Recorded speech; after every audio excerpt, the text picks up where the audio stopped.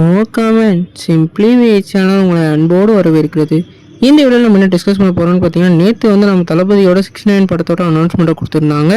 இந்த ஸ்டோரி வந்து எந்தெந்த ஆக்டருக்கெலாம் ட்ராவல் பண்ணி தளபதி கிட்ட வந்திருக்குன்னு சொல்லிட்டு ஒரு கிளியரான அப்டேட் கிடச்சிருக்கு. அந்த அப்டேட்டை இந்த வீடியோ நம்ம டீலாக டிஸ்கஸ் பண்ணுவோம். அதுக்கு மேலே நீங்கள் இந்த சேனலுக்கு புதுசாக வந்து அந்த சேனலை சப்ஸ்கிரைப் பண்ணி பெல் ஐக்கனோட கிளிக் பண்ணி வச்சுக்கோங்க.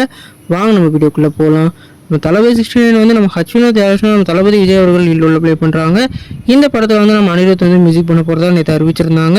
இப்போ இந்த படத்தோட ஃபஸ்ட்டு வந்து இந்த படத்துக்கு ஸ்டோரி வந்து நம்ம வந்து ஹச்வினோத் நம்ம தளபதிட்ட மெர்சல் டைம்லேயே சொல்லியிருக்காராம். அதுக்கப்புறம் வந்து அவருக்கு நிறைய லைனப் இருந்தனால இவர் வந்து இதே கதையை வந்து நம்ம ஏகேக்கு வந்து சொன்னதாக சொல்லியிருக்காங்க. நம்ம ஏகே அவர்களும் ஹச்வினோத் அவர்களும் 3 படம் தொடர்ந்தே நடித்தனால அவரும் வந்து பிஸி ஆகிட்டாராம். அதுக்கப்புறம் விஜய் சேதுபதி அவர்கள்கிட்ட வந்து இந்த கதையை சொன்னதாக சொல்லியிருக்காங்க. அவருக்கப்புறம் இப்போ வந்து உலகநாயகன் கூட இந்த கதையை வந்து சொல்லி நிறைய மாடிஃபிகேஷன்லாம் பண்ணி இந்த படத்தோட ஷூட்டிங் அளவுக்கு வந்து போயிருச்சு. ஆனால் அதுக்கப்புறம் இந்த படம் ட்ராப் ஆயிடுச்சு. திருப்பி இந்த கதையை வந்து நாங்கள் தளபதி கிட்ட சொல்லலை, இந்த படத்தை இப்போயே பண்ணிடுவோம்னு சொல்லிட்டு இப்போ வந்து இந்த படத்தை லாஸ்ட் படமாக வந்து சைன் பண்ணியிருக்கிறதா சொல்லியிருக்காங்க. இந்த படம் வந்து ஒரு பொலிட்டிக்கல் சட்டையர் மூவியாக வந்து ரிலீஸ் ஆக போகுது. வித் கமர்ஷியல் எலமெண்ட்டோட எல்லா ஆடியன்ஸும் கவர் பண்ணுற விதத்தில் ஒரு வேறு லெவல் படமாக வந்து வெளியாக போகுது.